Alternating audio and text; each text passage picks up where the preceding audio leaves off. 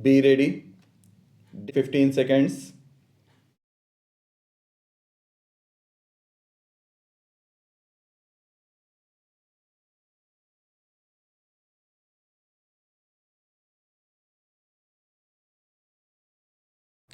The contention now raised in the present round of proceedings for absorption as assistant teacher in the higher secondary section is strongly refuted by the respondents by pointing out that his engagement as a substitute teacher was only in the pay scale of rupees 1200 2040, which was the scale for the primary teacher.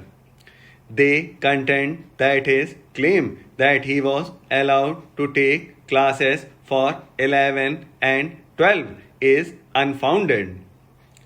No doubt the Central Administrative Tribunal Calcutta bench has recorded that the applicant had functioned as a mathematics teacher for class 11 and 12 as a stopgap measure. This issue, however, need not detain the court any longer, as at no point in the first round of proceedings the appellant made such a claim. The screening committee, having considered him pursuant to the orders of this court, has thought it fit to absorb him only as a primary teacher. The screening committee itself was pursuant to the orders of this court and based on the Master Circular of 29/1/1991, wherein the claims of the candidates like the appellant were examined. The records of his appointment as a substitute teacher admittedly show that he was only appointed as a substitute primary teacher. It is on the completion of 3 months as substitute primary teacher that he acquired temporary status, and on absorption now he became entitled to certain benefits under the circular which we have elaborated herein above. In the earlier round of proceedings culminating in the order of this court dated 15 to 1996, this issue was never raised. His claim for absorption as an assistant teacher in the higher secondary section is clearly barred by constructive res judicata almost 2 centuries ago. In Henderson versus Henderson, the Vice Chancellor Sir James Wigram felicitously puts the principle thus: in trying this question, I believe I state the rule of the court correctly when I say that where a given matter becomes the subject of litigation in and of adjudication by a court of competent jurisdiction, the court requires the parties to that litigation to bring forward their whole case and will not permit the same parties to open the same subject of litigation in respect of matter which might have been brought forward as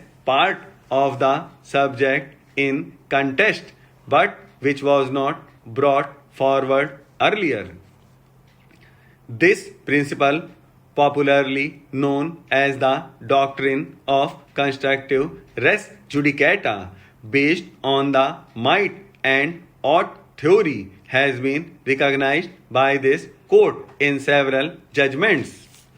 In Maharashtra, Vikrikar Karamchari Sangathan versus State of Maharashtra and another, this court held as under: It was then contended on behalf of the appellants that neither the recruitment rules of 1971 nor the seniority rules of 1982 provided for carrying forward the vacancies falling in either category. In the absence of such rules which specifically provide for carrying forward the vacancies falling in either category, no such carry forward rule could be implied either in the recruitment rules or in the seniority rules. This contention need not detain us any longer because such a contention was available to the appellants in the earlier proceedings, namely transfer application number 820 of 1991, and the same was not put in issue.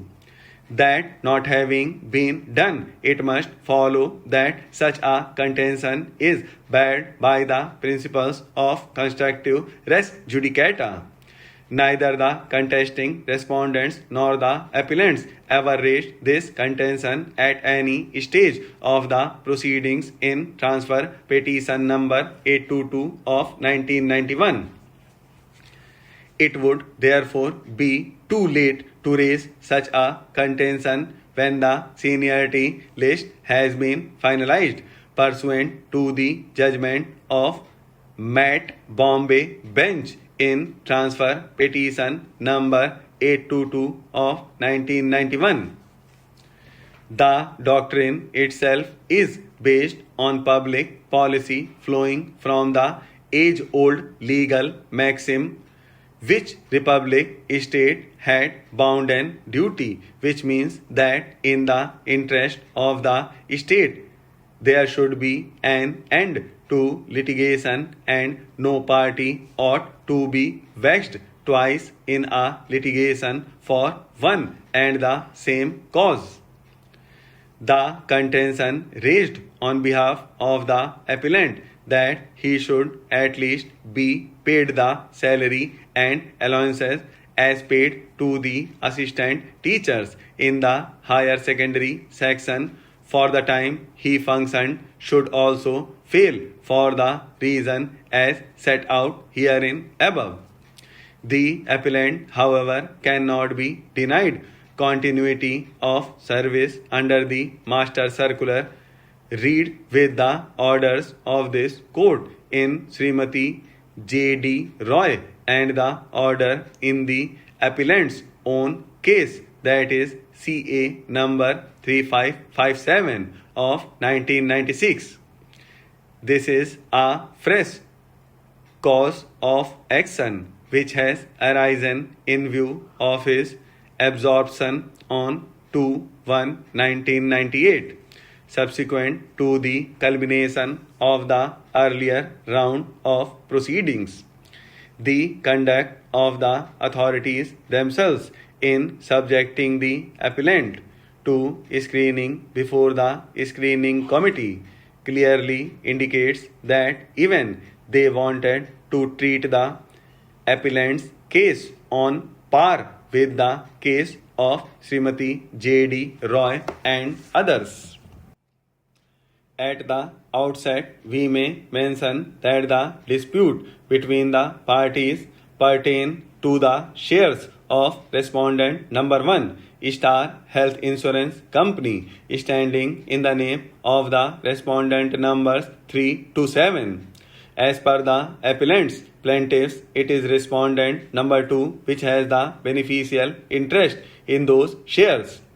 In this behalf, the appellant's plaintiffs filed the suit through their power of attorney holder before the High Court of Madras, seeking inter alia the relief of declaration of beneficial interest of respondent number 2 herein in the shares which are in the names of respondent numbers 3 to 7.